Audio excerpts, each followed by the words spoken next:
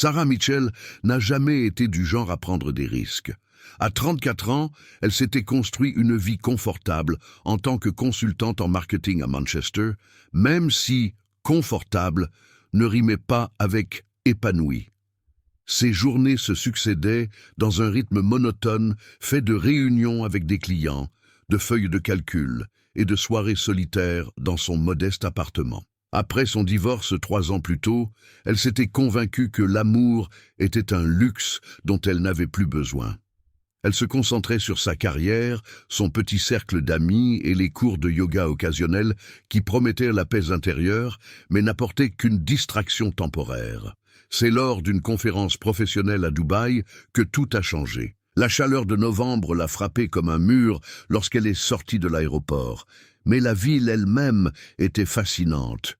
Une métropole étincelante surgissant du désert, où les traditions anciennes se heurtaient à l'ambition hypermoderne. Son entreprise l'avait envoyé représenter sa division européenne lors d'un sommet de 3 jours sur le marketing numérique. Et elle avait prévu de faire profil bas, de nouer des contacts appropriés et de rentrer chez elle avec rien de plus que des cartes de visite et un décalage horaire. Mais le deuxième soir, lors d'une réception de réseautage au Burj Al Arab, elle a rencontré Karim Hassan. Ils n'étaient pas comme les autres participants à la conférence, vêtus de leur costume bleu marine et s'adonnant à des conversations superficielles bien rodées. Karim s'est immédiatement démarqué. Grand, la peau mate, les yeux sombres qui semblaient briller d'une chaleur authentique et une présence qui imposait le respect sans le réclamer. Il portait un costume anthracite parfaitement taillé qui suggérait la richesse sans ostentation, et lorsqu'il lui a souri à travers la salle de réception, Sarah a ressenti quelque chose qu'elle n'avait pas éprouvé depuis des années, une attirance sincère mêlée à une excitation nerveuse. Vous semblez être quelqu'un qui écoute réellement ses présentations au lieu de simplement consulter ses emails, lui a-t-il dit en s'approchant d'elle, dans un anglais parfait avec juste un léger accent qu'elle n'arrivait pas à identifier. Soit vous êtes extrêmement dévoué, soit vous vous ennuyez énormément. Sarah rit, surprise par sa franchise. Un peu des deux, honnêtement. Mais je dois avouer que la vue depuis cet hôtel rend le décalage horaire presque supportable.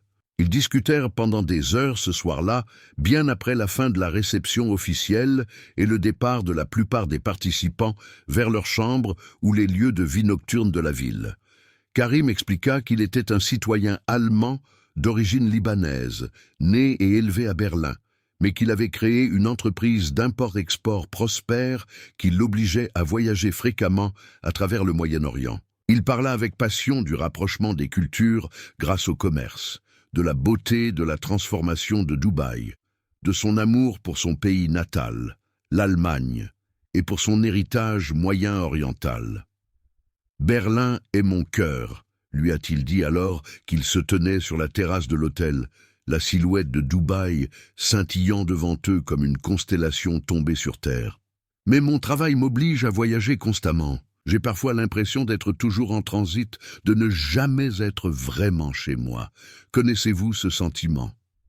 Sarah acquiesça, même si son sentiment de transitoire provenait davantage d'un déplacement émotionnel que géographique. Ils échangèrent leurs numéros ce soir-là en promettant de rester en contact, même si Sarah pensait que cela s'estomperait comme la plupart des relations nouées lors de conférences. Un souvenir agréable qui se dissoudrait sous le poids de la distance et de la vie quotidienne. Mais Karim était différent. Il l'appela le lendemain matin avant qu'elle ne reprenne l'avion pour Manchester. Puis il lui envoya un SMS lorsqu'elle atterrit. Au cours des semaines suivantes, leurs échanges passèrent de simples prises de nouvelles à des conversations quotidiennes qui se prolongeaient tard dans la nuit. Il semblait sincèrement intéressé par tout ce qui la concernait. Ses frustrations professionnelles, son divorce, sa relation compliquée avec sa mère âgée et même sa passion embarrassante pour les romans historiques. « J'aime ta façon de voir le monde », lui a-t-il dit lors d'un de leurs marathons d'appels vidéo. Tu es honnête d'une manière que la plupart des gens ne sont pas. Pas de faux semblants, pas de jeu, juste authentique. Sarah s'est surprise à s'ouvrir comme elle ne l'avait pas fait avec personne depuis des années. La distance de l'écran rendait en quelque sorte la vulnérabilité plus facile. Elle lui a parlé de l'infidélité de son ex-mari, de la solitude qui était devenue sa compagne permanente, de la peur rampante de ne plus jamais pouvoir faire confiance à personne. Karim l'écoutait sans la juger, lui offrait son point de vue sans lui donner de conseils non sollicités, et lui confiait ses propres difficultés dans ses relations passées et le défi de maintenir des liens authentiques tout en voyageant constamment.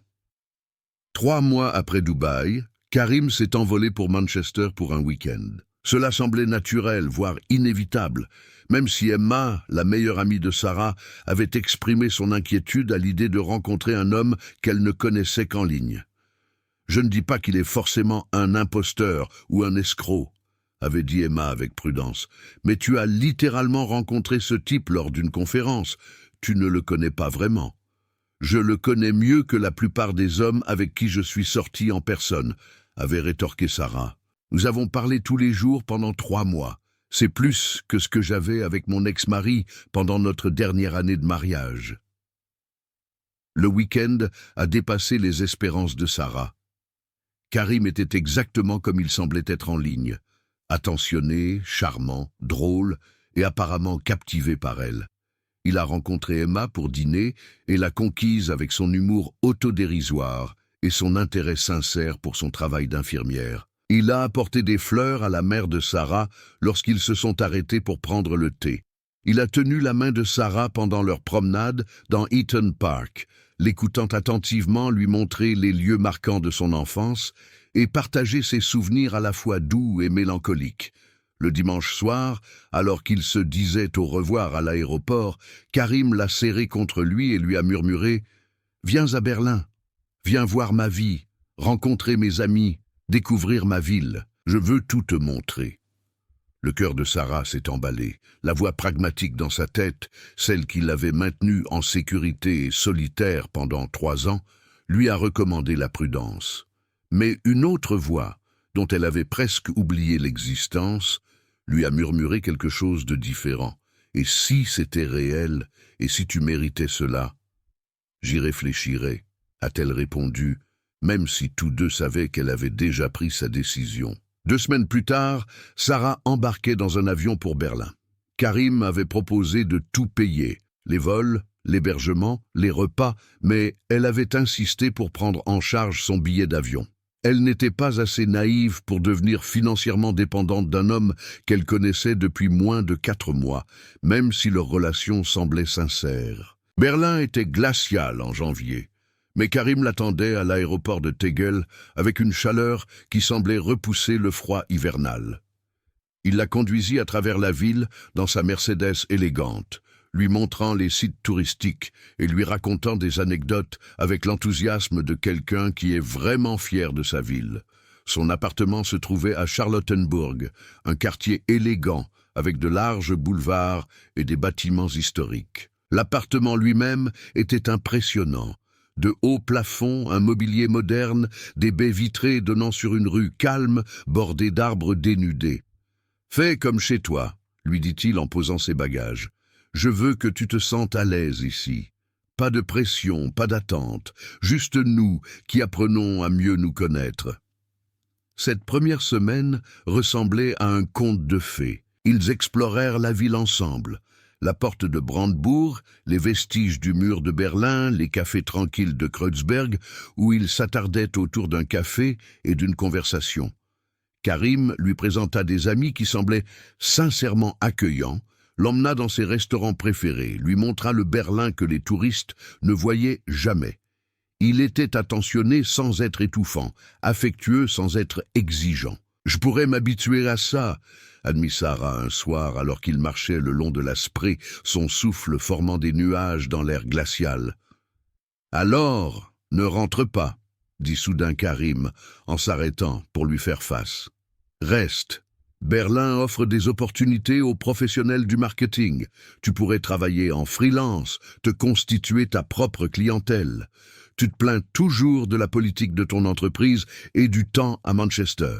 Pourquoi ne pas prendre un nouveau départ ici, avec moi ?» Sarah rit nerveusement. C'est fou, je ne peux pas bouleverser toute ma vie sur un coup de tête. Ce n'est pas un coup de tête, n'est-ce pas? Les yeux sombres de Karim la fixaient avec une intensité qui fit battre son cœur plus fort. Nous savons tous les deux que c'est spécial, tu le sens aussi. Alors pourquoi perdre du temps avec des demi-mesures et des visites occasionnelles? La vie est trop courte pour les « peut-être ». Je te veux ici, entièrement ici, avec moi. La proposition était à la fois excitante et terrifiante. La nature pragmatique de Sarah lui criait de ne pas aller trop vite, de ne pas vraiment le connaître, de ne pas prendre le risque de dépendre de quelqu'un de nouveau. Mais 4 mois de communication quotidienne, des semaines d'appels vidéo et cette semaine parfaite passée ensemble avaient construit quelque chose qui semblait indéniablement réel. « Laisse-moi y réfléchir », dit-elle finalement. Je vais régler quelque chose à Manchester. Je veux m'assurer que ce n'est pas juste une romance de vacances qui obscurcit mon jugement. Karim acquiesça, bien qu'une lueur de déception ait traversé son visage. Bien sûr, je comprends, mais Sarah ne réfléchit pas trop. Parfois, les meilleures décisions sont celles qui semblent folles au premier abord. À son retour à Manchester, la ville lui sembla plus petite, plus grise, plus oppressante qu'auparavant. Son appartement lui paraissait étouffant. Son travail lui semblait insignifiant. Même la compagnie d'Emma ne parvenait pas à dissiper le sentiment que Sarah avait laissé sa vraie vie derrière elle à Berlin. Ils se parlaient tous les jours, comme avant, mais leur conversation était désormais teintée d'une nouvelle urgence. Karim lui brossait un tableau saisissant de leur avenir potentiel. Des week-ends à explorer les villes européennes, une vie à 2 dans le milieu culturel dynamique de Berlin, peut-être même fonder une famille un jour, si c'était ce qu'elle souhaitait. Il ne lui mettait jamais explicitement la pression, mais sa vision était séduisante par sa précision. 6 semaines après sa visite à Berlin, Sarah prit sa décision. Elle donna sa démission, vendit la plupart de ses meubles, fit ses adieux en larmes à Emma et à sa mère, qui exprimèrent toutes deux des réserves qu'elle choisit d'interpréter comme une inquiétude naturelle plutôt que comme une préoccupation légitime, et embarqua dans un vol aller simple pour Berlin. Karim l'attendait à l'aéroport avec des fleurs et un baiser qui lui donna l'impression d'être rentré à la maison. « Bienvenue dans ta nouvelle vie », lui murmura-t-il à l'oreille. « Je te promets que tu ne le regretteras pas. » Alors qu'il traversait la ville en voiture en direction de Charlottenburg, Sarah ressentait à la fois de l'exaltation et de la terreur. Elle avait pris le plus grand risque de sa vie, fait entièrement confiance à quelqu'un, choisi la possibilité plutôt que la sécurité. La voix pragmatique dans sa tête s'était enfin tue. Elle ne pouvait pas savoir que dans 3 mois, cette voix reviendrait avec vengeance, lui criant des avertissements qu'elle ne pourrait plus ignorer, lui révélant des vérités sur Karim qui transformeraient son conte de fées en cauchemar et la forcerait à affronter la facilité avec laquelle la confiance pouvait être utilisée comme une arme par quelqu'un qui savait exactement comment exploiter la vulnérabilité. Mais pour l'instant, à cet instant précis, avec la main chaude de Karim dans la sienne et l'avenir berlinois qui s'étendait devant eux, Sarah se permit de croire aux fins heureuses. Le 1er mois à Berlin s'écoula dans une atmosphère de lune de miel. Sarah se réveillait chaque matin dans les bras de Karim, la lumière du soleil filtrant à travers les hautes fenêtres de l'appartement de Charlottenburg, et elle avait l'impression d'avoir enfin trouvé sa place. Elle passait ses journées à explorer la ville, à monter son entreprise de marketing indépendante et à passer des appels vidéo avec des clients potentiels au Royaume-Uni. Karim semblait soutenir son indépendance, voire l'encourager. « Je ne veux pas que tu dépendes financièrement de moi », lui avait-il dit dès le début. « Construis ta propre réussite ici. Je t'aiderai autant que possible, mais cela doit être ton accomplissement. » C'était exactement ce que Sarah voulait entendre. Elle avait pris soin de ne pas devenir la petite amie dépendante, la femme qui avait abandonné sa vie pour un homme. Elle payait sa part des courses, insistait pour contribuer aux factures et conservait son propre compte bancaire. Mais de petits changements ont commencé à se produire au cours de la 5e semaine. Tout a commencé avec le calendrier de voyage de Karim. Il avait toujours voyagé fréquemment pour son travail, c'est ce qu'il lui avait dit dès le début. Mais maintenant, ses voyages semblaient plus longs, plus fréquents et étrangement vagues. Quand elle lui demandait où il allait, il lui donnait des réponses générales. À Dubaï pour des réunions, ou au Maroc pour des problèmes avec les fournisseurs. Jamais de précision, jamais de détails concrets. « Quand reviendras-tu » lui demanda-t-elle un matin alors qu'il faisait une nouvelle valise. « Dans 4 ou 5 jours, 1 semaine au maximum. » Il l'embrassa distraitement sur le front, l'esprit déjà ailleurs. « Tout ira bien ici.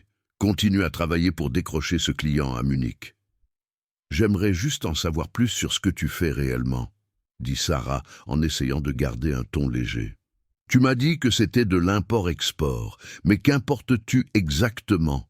Qu'exportes-tu » L'expression de Karim changea brusquement. Quelque chose de froid passa sur son visage si rapidement que Sarah faillit ne pas le remarquer. Puis la chaleur revint, principalement des produits de luxe, des montres, des bijoux, des textiles haut de gamme. C'est incroyablement ennuyeux, crois-moi. Beaucoup de paperasse et de négociations douanières. Rien qui vaille la peine d'être discuté au petit déjeuner. Il partit cet après-midi-là.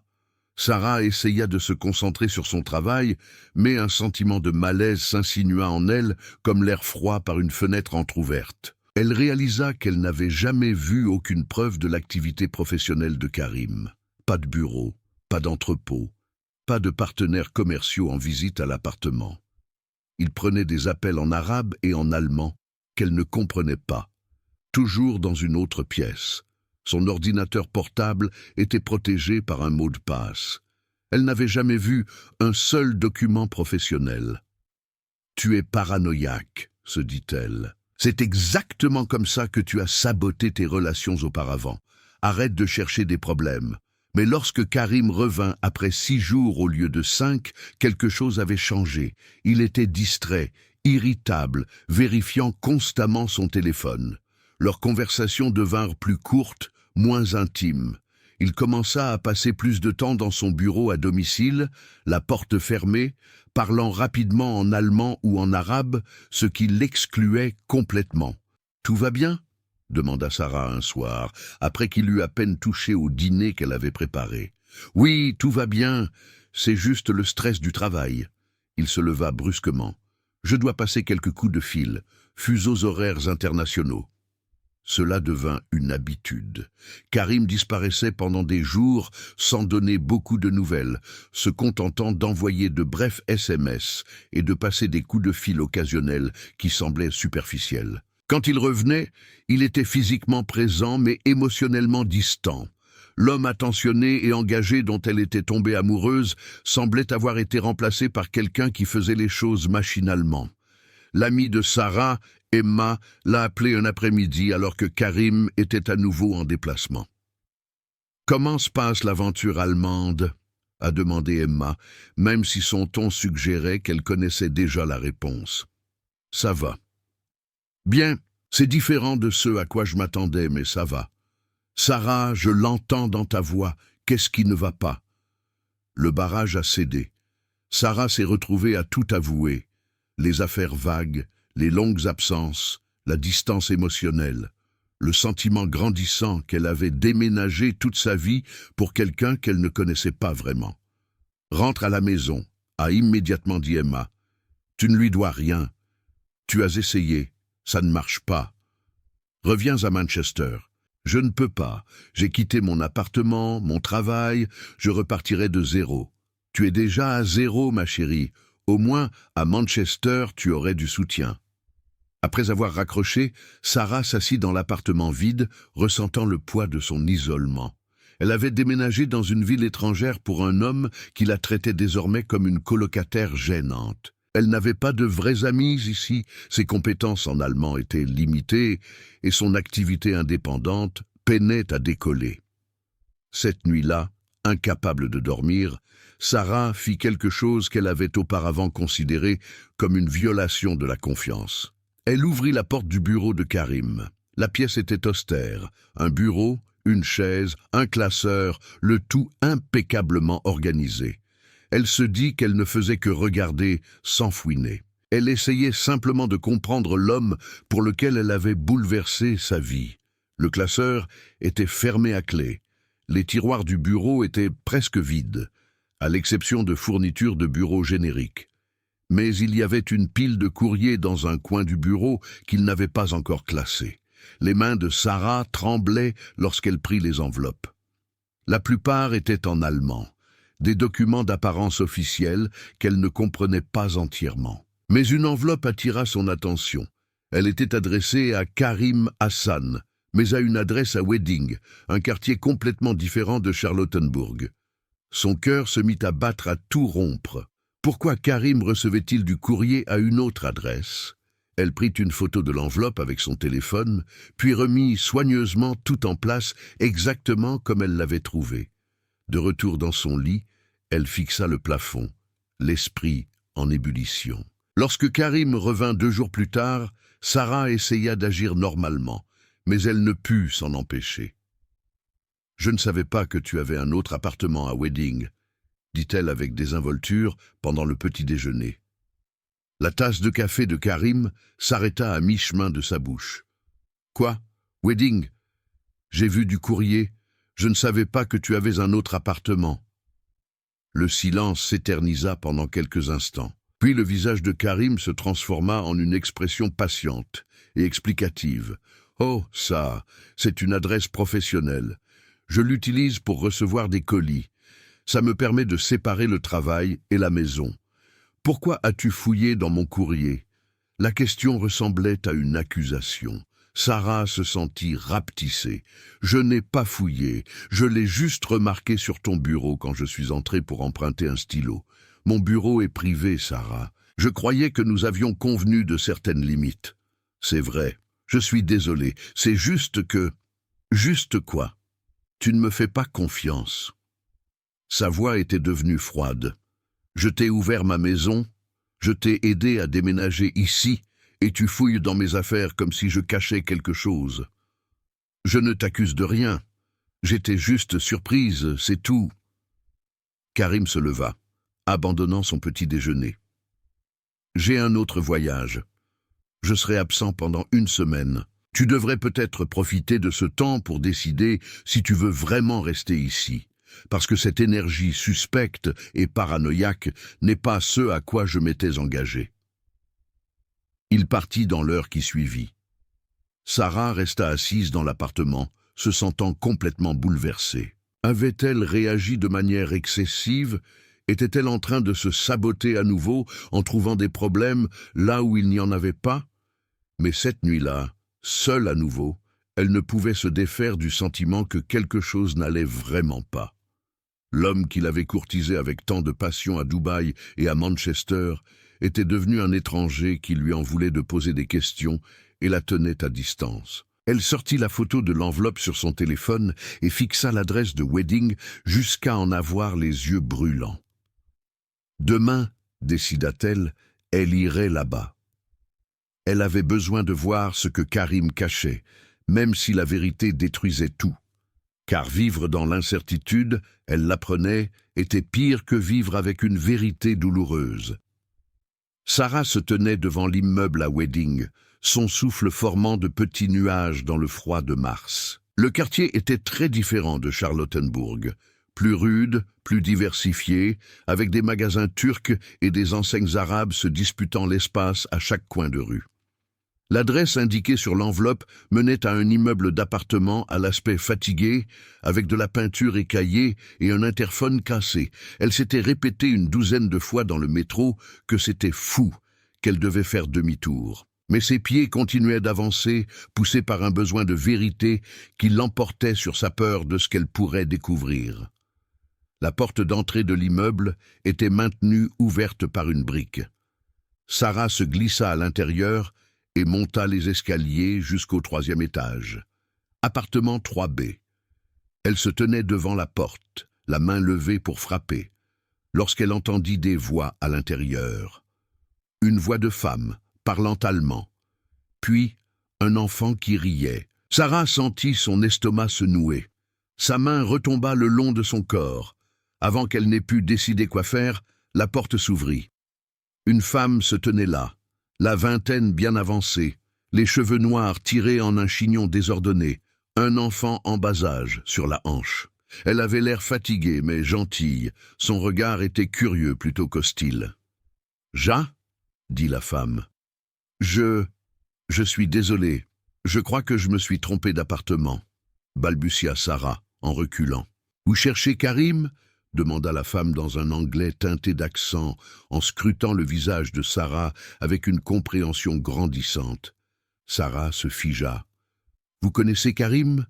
L'expression de la femme se transforma en quelque chose qui ressemblait à de la pitié. « Vous devriez entrer. » L'appartement était petit et encombré de jouets d'enfants. Une petite fille, âgée d'environ 3 ans, jouait par terre avec des blocs. La femme posa le bambin par terre et fit signe à Sarah de s'asseoir sur le canapé usé. « Je m'appelle Leila, dit-elle. Je suis la femme de Karim. » Ces mots frappèrent Sarah comme un coup physique. « Ça... quoi ? Nous sommes mariés depuis 6 ans. Voici nos filles, Amira et la petite Zara. » La voix de Leila était calme, résignée, comme si elle avait déjà eu cette conversation auparavant. « Vous n'êtes pas la première, vous savez. Il y a eu une femme française l'année dernière. Avant ça, quelqu'un de Suède. » Sarah sentit la pièce se mettre à tourner. « Je ne comprends pas. Il m'a dit qu'il était célibataire. Nous sommes ensemble depuis 7 mois. J'ai déménagé ici pour lui. J'ai tout abandonné. » Leila s'assit en face d'elle, l'air triste mais pas surpris. « Karim voyage constamment. Il me dit que c'est pour le travail, et c'est en partie vrai. Mais la plupart du temps, il rencontre des femmes. Il est très doué pour leur donner le sentiment qu'elles sont spéciales, choisies. Il trouve des femmes seules et leur offre un rêve. »« Pourquoi ?» murmura Sarah. « Qu'est-ce qu'il en retire ?»« De l'argent, en général. Pas directement, il est trop malin pour ça, mais il les convainc d'investir dans ses opportunités commerciales ou de l'aider à résoudre ses problèmes de trésorerie temporaire. La Française lui a donné près de 30 000 € avant de comprendre. » Sarah repensa rapidement à sa relation avec Karim. Il ne lui avait jamais directement demandé d'argent, mais il y avait eu des petites choses. Le mois dernier, il avait mentionné que sa banque avait gelé son compte professionnel lors d'un audit de routine et lui avait demandé si elle pouvait payer leur loyer pour 1 mois.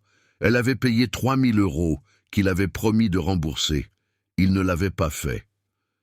« J'ai payé le loyer de son appartement, » dit Sarah lentement. « Celui de Charlottenburg, mais ce n'est pas son seul appartement, n'est-ce pas?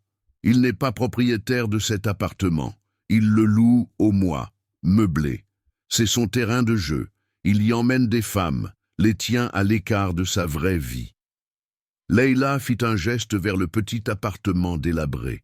Voici sa vraie vie. Voici ce que lui procure réellement son entreprise d'import-export florissante. Mais sa voiture, ses vêtements, les restaurants chers, loués, empruntés ou payés par la personne qu'il cible actuellement. Karim est très doué pour créer des illusions. Leila se leva et prit un dossier sur une étagère. La Française m'a laissé ça avant de rentrer chez elle. Des rapports de police, des relevés bancaires, des preuves concernant d'autres femmes. Elle voulait que j'aie des preuves, même si je n'en avais pas besoin. Je m'en doutais depuis des années. Sarah fixait le dossier, incapable d'assimiler ce qu'elle venait d'entendre. « Pourquoi restes-tu ? Où pourrais-je aller ? J'ai 2 jeunes enfants, je parle peu allemand, je n'ai pas de famille ici. Karim nous donne juste assez pour nous loger et nous nourrir.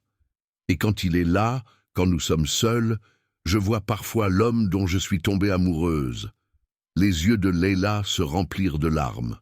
« Je suis piégée. Mais toi, tu ne l'es pas. Pas encore. » La petite Zara vint vers Sarah en titubant et lui tendit un bloc de bois avec un sourire édenté. Sarah le prit machinalement, les mains tremblantes. « Est-ce qu'il sait que tu en parles aux autres femmes ?» demanda Sarah. « Il s'en doute, nous n'en parlons pas. Il rentre à la maison, joue avec les filles pendant quelques jours, puis repart.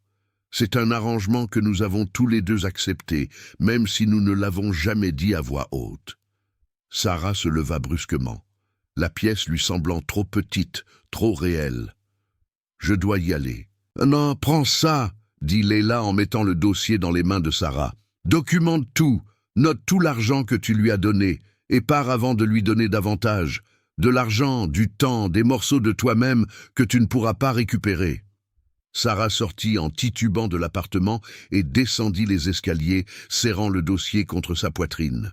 Dehors, elle s'appuya contre le bâtiment et vomit dans le caniveau, son corps rejetant la vérité aussi violemment que son esprit. Elle marcha pendant des heures dans des quartiers inconnus, incapable de retourner à l'appartement de Charlottenburg, qui lui semblait désormais être un décor de théâtre, un beau mensonge. Elle finit par se retrouver dans un petit café de Kreuzberg où elle commanda un café qu'elle ne but pas tandis qu'elle ouvrait le dossier de Leila. Les preuves étaient accablantes. Des photos de Karim avec différentes femmes, la française, une blonde suédoise, d'autres que Sarah ne reconnaissait pas. Des relevés bancaires montrant des virements qui correspondaient à la chronologie de ses relations. Des rapports de police provenant de femmes qui avaient tenté de porter plainte, mais qui n'avaient pas pu prouver la fraude, car elles lui avaient donné de l'argent de leur plein gré. Il y avait même un échange d'emails imprimés entre Karim et un certain Marcus, discutant de cibles dans un langage commercial qui donnait la chair de poule à Sarah. Ils parlaient de calendrier d'investissement et de période d'extraction optimale, comme s'ils discutaient de résultats trimestriels, plutôt que de manipulation de femmes vulnérables. Le téléphone de Sarah vibra. Un SMS de Karim. « J'atterris à Berlin demain soir. Tu me manques. K. » Elle fixa le message. La rage et l'humiliation se livrant bataille en elle. Une partie d'elle voulait le confronter immédiatement, lui jeter les preuves au visage et le regarder chercher des explications. Mais une autre partie, celle qui avait survécu à son divorce et reconstruit sa vie une fois auparavant, savait qu'elle devait être plus intelligente. Elle ouvrit son application bancaire et vérifia son solde. Après avoir payé son loyer et contribué aux dépenses communes au cours des 2 derniers mois, ses économies avaient fondu à moins de 4 000 €. Pas assez pour recommencer facilement, mais assez pour s'échapper.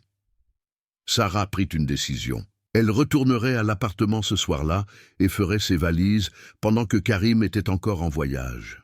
Elle documenterait tout ce qui se trouvait dans l'appartement, photos, papiers, tout ce qu'elle pourrait trouver. Elle transférerait l'argent qui lui restait sur son compte britannique où il ne pourrait pas y accéder. Puis, elle disparaîtrait avant son retour. Mais alors qu'elle rassemblait ses affaires pour quitter le café, son téléphone sonna. Un numéro allemand inconnu. Allô, c'est Sarah Mitchell ?» Une voix féminine parlant anglais avec un accent allemand. « Oui, qui est à l'appareil ? Je m'appelle Christine Hoffmann, je suis inspectrice à la police de Berlin. J'enquête sur une affaire impliquant Karim Hassan. Je crois comprendre que vous êtes actuellement en couple avec lui. Je dois vous parler immédiatement. C'est urgent, et cela concerne votre sécurité. » Les mains de Sarah tremblaient, tandis qu'elle serrait le téléphone. « Ma sécurité ? Que voulez-vous dire ? Pas au téléphone. Pouvez-vous me retrouver au commissariat d'Alexanderplatz dans 1 heure ?» La voix de l'inspectrice Hoffmann était calme, mais pressante. « Madame Mitchell, ne retournez pas seule à l'appartement de Karim. Et ne lui dites pas que nous nous sommes parlé. » Sarah accepta et raccrocha, l'esprit en ébullition.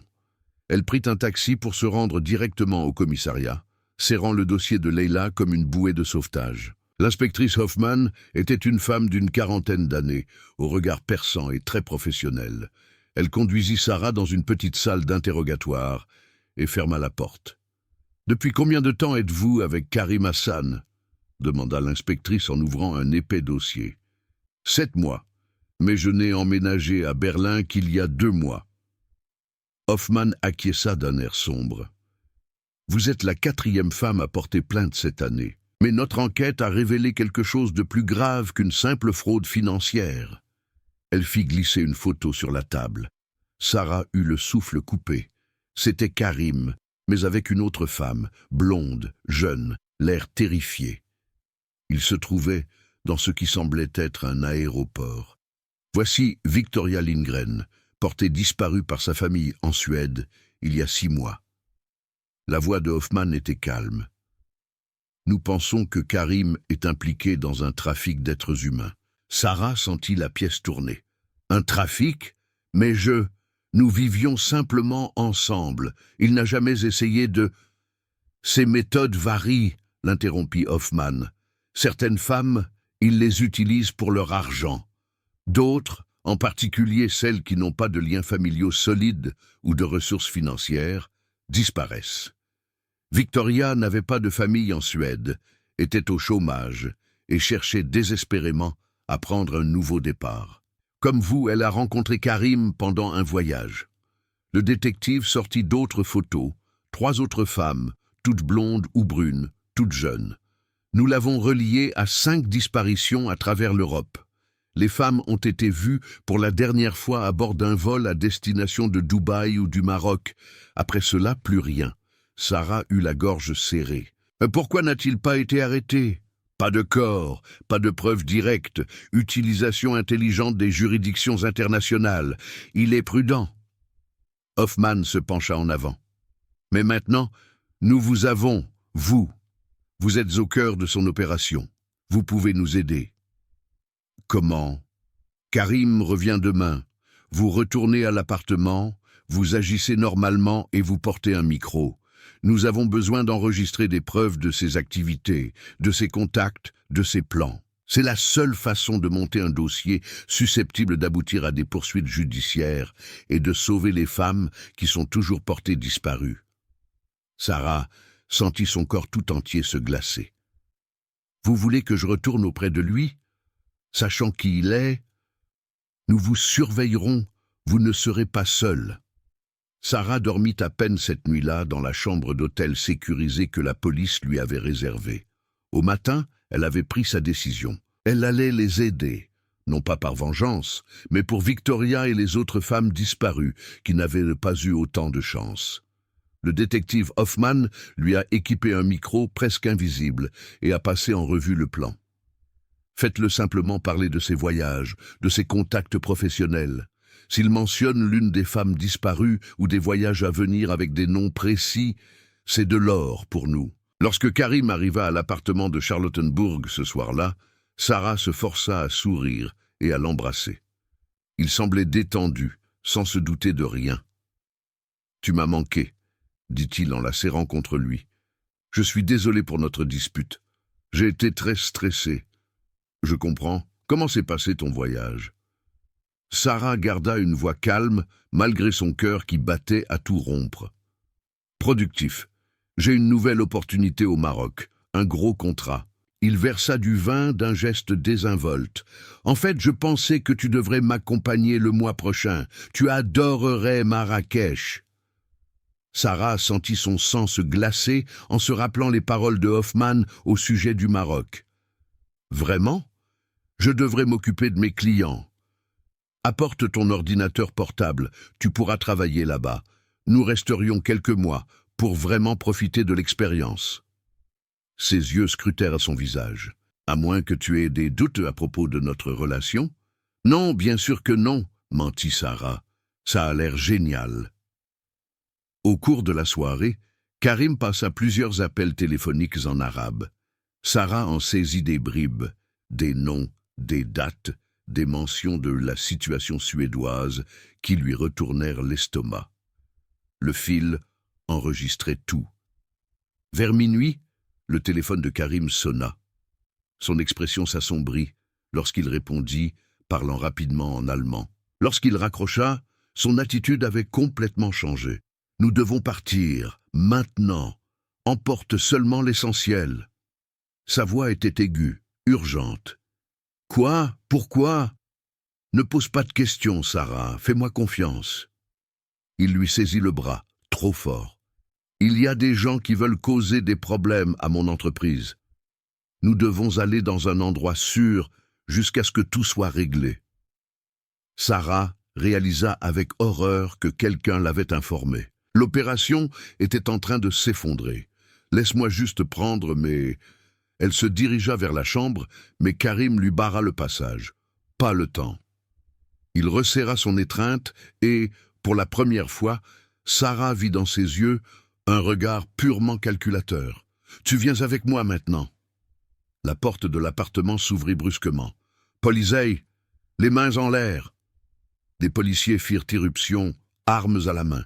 Karim lâcha Sarah et leva les mains, son expression se transformant en une innocence feinte.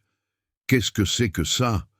Nous n'avons rien fait. » « Karim Hassan, vous êtes en état d'arrestation pour traite d'êtres humains, fraude et enlèvement. » L'inspectrice Hoffman entra, son regard se posant sur Sarah. « Vous allez bien ?» Sarah acquiesça, incapable de parler, regardant les policiers menotter l'homme qu'elle avait failli suivre au Maroc et qui était probablement responsable de sa disparition. Dans le bureau de Karim, la police trouva tout. Des registres détaillés de ses activités, des communications avec des réseaux de traite, et même des photos de Sarah accompagnées de notes manuscrites. Isolée, confiante, bonne candidate pour la route ME. 3 mois plus tard, Sarah était assise dans un café de Manchester avec Emma, enfin de retour chez elle. Karim attendait son procès, confronté à des preuves accablantes. Son témoignage avait conduit la police à 2 des femmes disparues, vivantes, mais traumatisées, détenues au Maroc. Le sort de Victoria restait inconnu. « Ça va ?» demanda Emma doucement. Sarah réfléchit à la question. Elle avait été manipulée, utilisée, presque victime de trafic. Mais elle avait aussi eu le courage d'aider à l'arrêter. « Je survis », répondit-elle, « et j'apprends à me faire à nouveau confiance. » Ce n'était pas une fin heureuse, mais c'était la survie. Et parfois, cela suffisait.